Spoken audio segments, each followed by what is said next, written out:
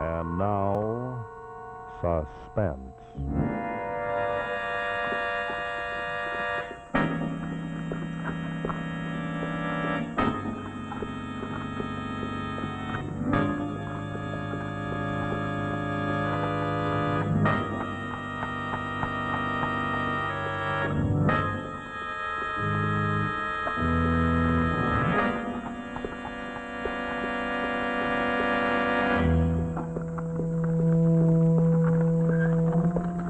Only two isolated facts were known. A beautiful lady suddenly and forever takes the veil, and a gentleman is found one morning a hopeless, gibbering idiot.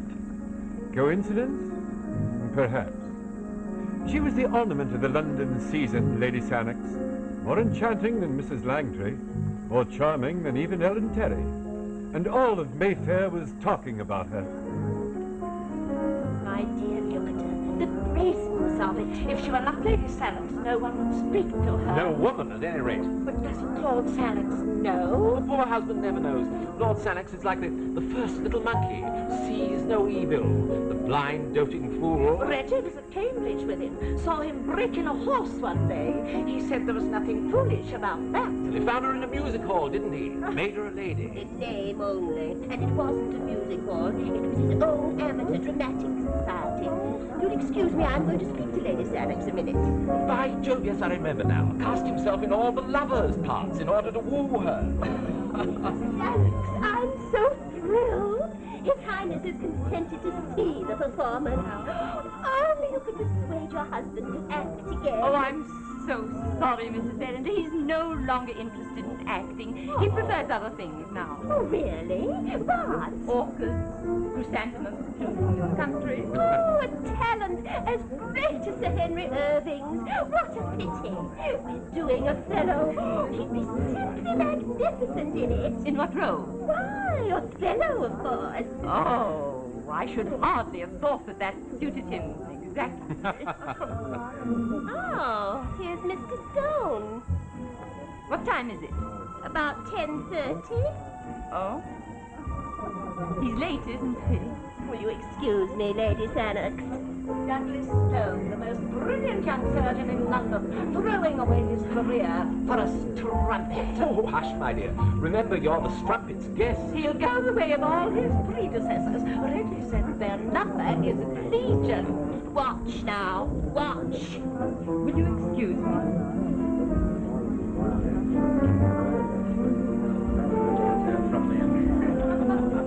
In a moment, he'll follow her onto the terrace.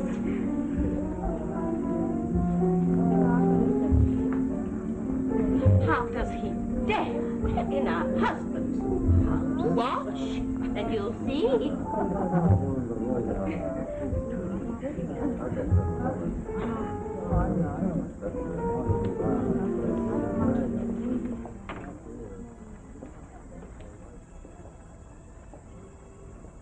10 o'clock. You promised. My dearest, I'm most frightfully sorry. I was detained by an emergency in the operating room. Did your patient die? As a matter of fact, he did. For 2 minutes.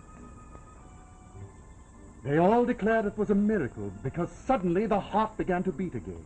Well, were you terrified? Certainly not. But if your hand had so much as trembled... But you see, my dear, my hand didn't tremble. It never does. Oh.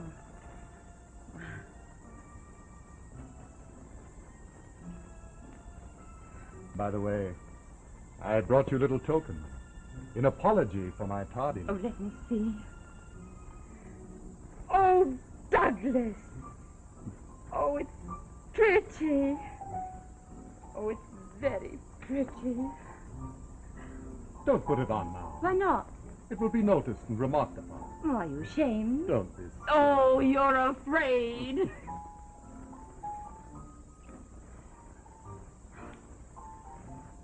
Fix the clasp for me now.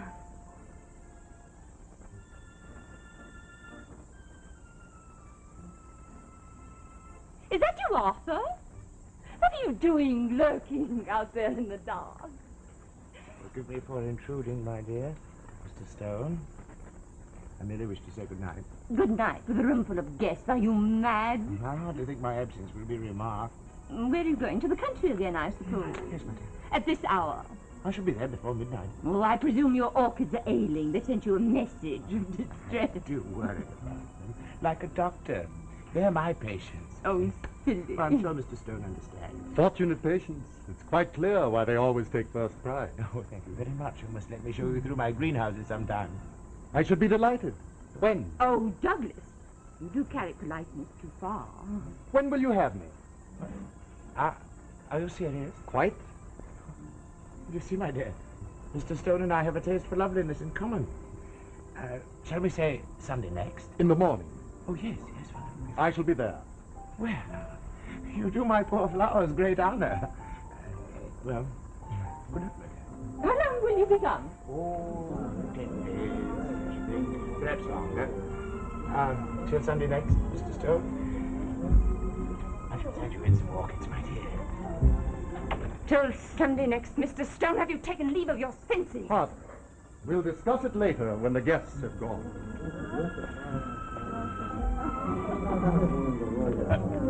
Will you excuse us, Lady Sannox? Oh, I'm so sorry.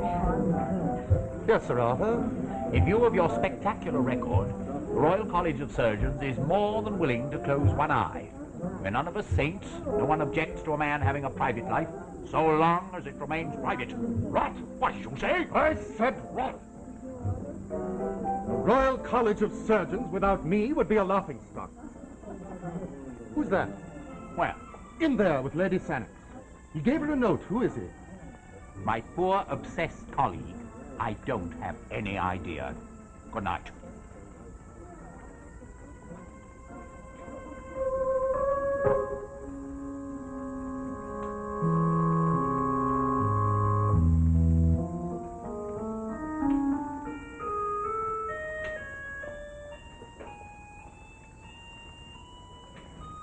We loathe each other cordially, but we laugh. And they say they've had a lovely evening, and I thank them so much for coming. Oh, champagne? Would you care to show me that note? What note? The note I saw him give to you. Oh, you've been spying. If you like, give it me. Well, with pleasure. Who is he, Marion? Oh, my dear Douglas, I have no idea of telling you. He's handsome, though, isn't he? Oh, he's handsome, and he's dark, and he's foreign. Will you show me that note?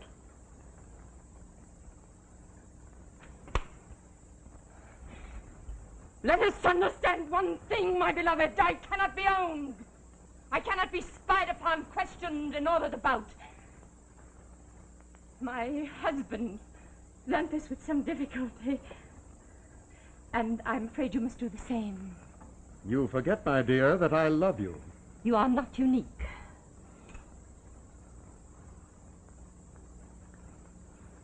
But you're very exciting. And I love to be loved. My dearest. Oh, dear. There. Well? There it is. Take it then, take it. Now we shall see. Go on, read it. Read it out loud. Charming lady. Oh, go on, read it with an accent. Drive by the third lion at Trafalgar Square at midnight tonight in a hansom with the shades drawn. I shall be waiting. Will you answer him? No. Will you meet him? Well, I might. Of course, that depends on your behavior. I shall meet him. Splendid.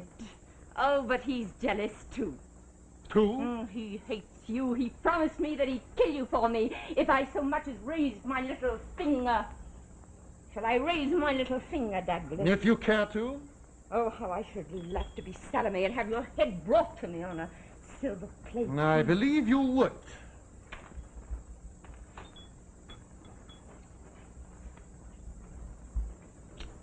Now will you go to him? Will you? Oh. What do you think? I think not. Oh, my beloved. I tease you only because I cannot have you with me always. I'm afraid to lose you, and I think I must make you jealous to hold you. But if you were my wife...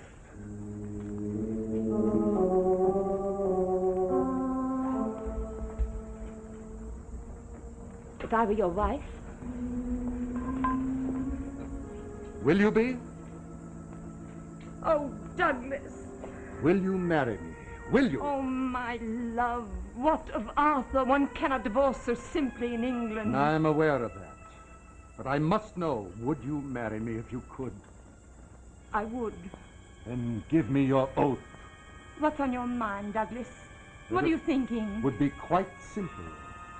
After a certain time, to marry a widow.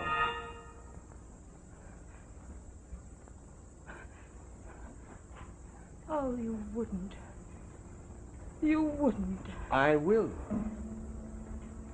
That's why on Sunday next, in the country. I have it planned. It shall be done in silence, neatly. Do you love me so much? So much. On the operating table tonight, I cheated death. I must make that up, you see. But you must tell me nothing. I must know nothing. You must. If only that I can be sure to trust you afterward. You can. Then kiss me, my wife.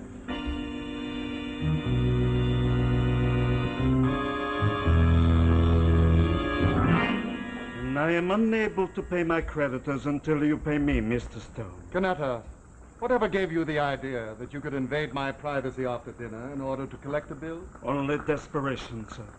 Canetta, what day is today? It's Saturday. Exactly less than a week has passed since I bought that pendant. Surely you're dunning me prematurely? Oh, pendant. No, Mr. Stone. It's that brooch you bought 6 months ago. It's the bracelet you bought a year ago, and all those lesser items in between. Well, Canetta, that's too bad, because I haven't a farthing at the moment. I should hate to resort to law, Mr. Stone. Where would that get you? In the debtor's jail, I could hardly do you any good at all.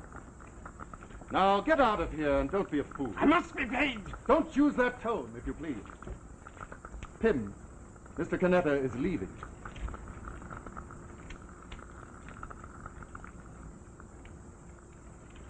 Oh, and Pym, order my carriage brought round. Yes.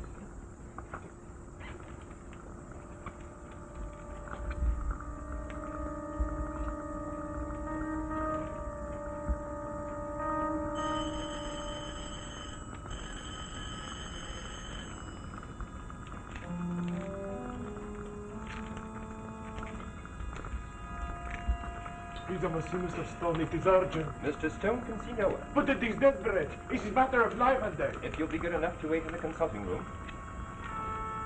Thank you, I wait. Come. Oh, Pym, bring me my tea at 8:30 in the morning. On Sunday, sir? Yes, if you will, on Sunday. What's this? A patient, sir, in the consulting room. Good heavens, no, Pym. Send him away. Look at the clock. I have an appointment. Hamid Ali, Smyrna. A Turk, I suppose. I think so, sir. He's in a terrible way. He says it's desperate. Well, pack him off. And bring the carriage. Mr. Stone. Mr. Stone. No, Please. this is Mr. Stone. Good evening, sir. You speak English, I presume? Oh, yes, I'm from Esiomina, but I speak English a little. Yes. Good. If you will do me the honor of returning on Monday, I shall be glad Monday? to speak Oh, to no, you. no. Even tomorrow will be too late. I'm sorry. I have an appointment. Mr. Stone, I come to you because only you can triumph over death. It will not take you an hour. The need is urgent. You must go with me. You must. Impossible tonight. I'm sorry. Mr. Stone, I do not beg you. I do not remind you of your doctor's oath. There are this bag, 100 pounds, and I have a cab ready at the door. Pym! Never mind my carriage, and see to it that it's brought around at 9:15 in the morning. Now then, what is the case? Oh, it is a sad one. So sad a case. If you please. Who is the patient? My wife. Oh, I'm sorry. You have not heard, perhaps, of the daggers of the Almohades? Never. They come from my own country. I have brought here. I am dealer in curiosities, you understand. And today my wife, she fainted in the room where I send my wares, and then falling, she cut herself upon this dagger. This cursed dagger of the Almohad thief. I see, and you wish me to bind the wound. Oh, no, it is far worse than that. What then? The daggers are poisoned. Poison? All that is known of these weapons, I know. In all the world, there is no one anywhere, east or west, who knows what is this poison or what is its cure. And what are the symptoms?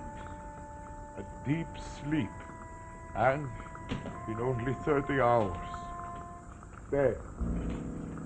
My dear sir, allow me to offer you some brandy. No, I can't. You forget I am Muslim. We're not permitted. Yes, of course. I beg your pardon. You say there is no cure? None. The poison is very slow to absorb. It remains in the wound for hours. Then might not washing cleanse it? Does washing cleanse the venom of a cobra? Of course not. This poison is 1,000 times more subtle and more deadly. Then why have you paid me this considerable fee? No drug can cure.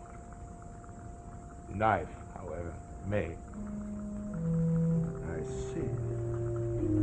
My father always said, if there is evil, remove it.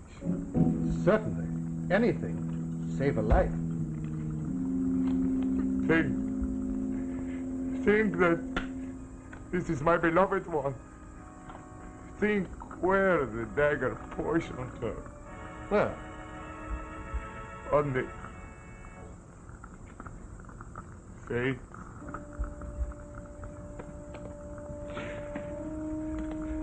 Are you quite ready, sir? Shall we go?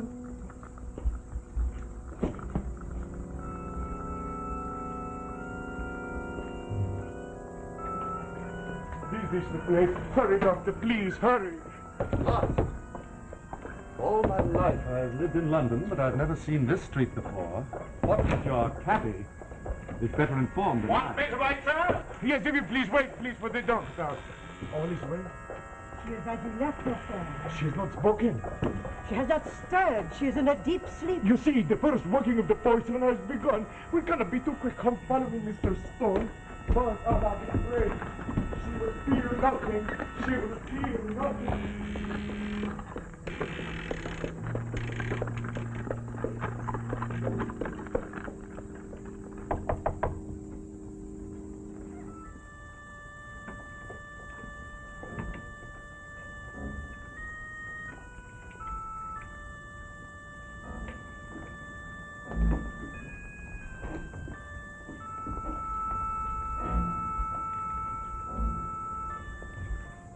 You will forgive the yashmak. Our women may not have their faces uncovered.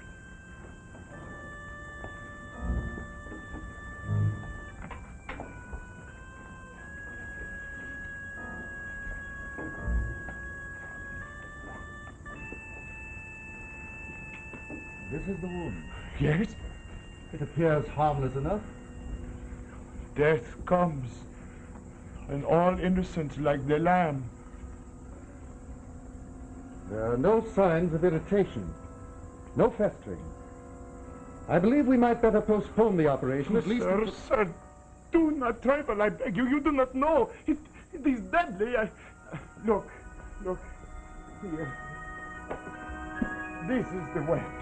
You see the discoloration of the venom on its spine. There is no time to lose. I pray you do not speak of delay. I am still inclined to wait. Every second the end draws nearer. I cannot stand and watch while every heartbeat grows more faint. No, I thank you, Dr. Stone, for having come.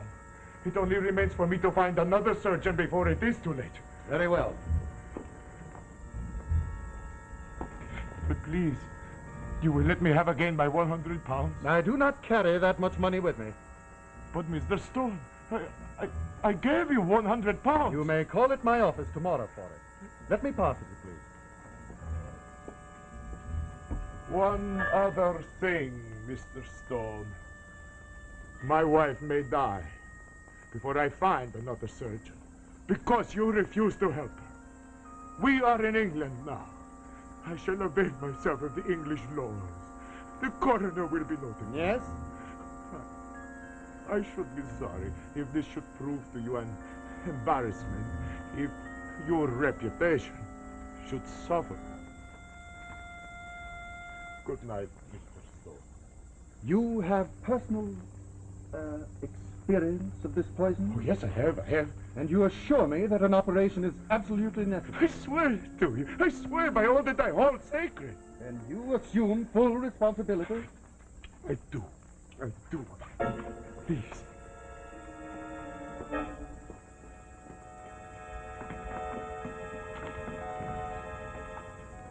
May I ask, what is that? Chloroform for anesthesia. Oh, no. What do you mean? No, it is forbidden. Like the brandy you offered. Both are spirits. But good God, man, you yourself said that this is England. Yes, no matter. I am faithful servant of Allah, the Almighty. But you cannot allow your wife to undergo an operation without anesthetic. No, she will feel nothing. This is the deep sleep. Already also I have given her heavy dose of our Smyrna opium. She will feel nothing. I beg you to proceed. You know, of course. I know. Her face will not be a pretty one to love. Proceed. Please, hold the lamp for me, there.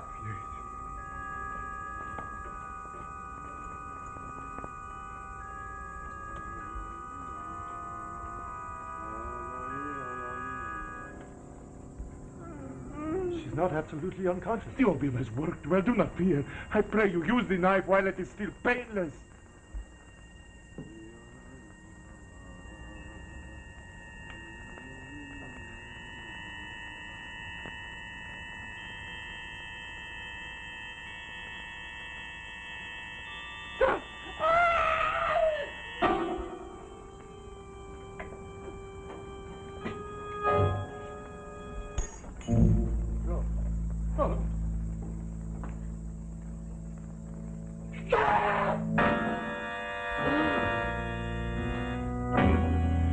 Now understand, Mr. Stone. His operation was absolutely necessary for Marian. Not physically, no, but morally. You swine, you dog! No. I wouldn't, Mr. Stone. I wouldn't. I'd long intended this little example. You now understand. I'm not the mild and doting husband who sees no evil, or seeing evil pardons it. Evil breeds monstrous evil. We are proud men in my family. We do not easily give up what is ours. As you can see, I've been to some pains to carry out my little idea. The wound was caused by nothing more dangerous than my signet ring. Marian. That.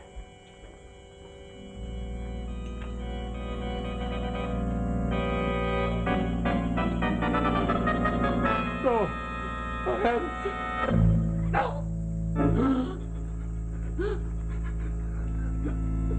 Well, you've kept your appointment with her, after all. Take care of your mistress. Yes, sir. John, you'll see that the doctor is taken home first. He'll want leading downstairs, I imagine. Tell his butler he was taken ill on a case. Very good, sir. Then you can take Lady Sannox home. And how about yourself, sir? My address for the next few months will be the Hotel Daniele, Venice. Oh, and tell Stevens to be sure to exhibit the white orchids Monday next. And telegraph me the results.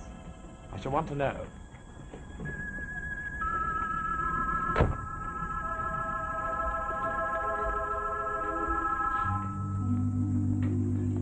So you thought Venice would be safely distant? Yes, I did. But I was wrong. Evil breeds monstrous evil, you said, Lord Sannox, I believe. You might better have said, evil brings punishment. Are you sure? Do you really believe that, Inspector Thomas? I have to. The doctor, Mr. Stone, has been put away in an asylum, And Lady Sannox, heavily covered with a dark veil, does live-long penance in a nunnery. And as for me? As for you, I believe you will be punished more severely than even they.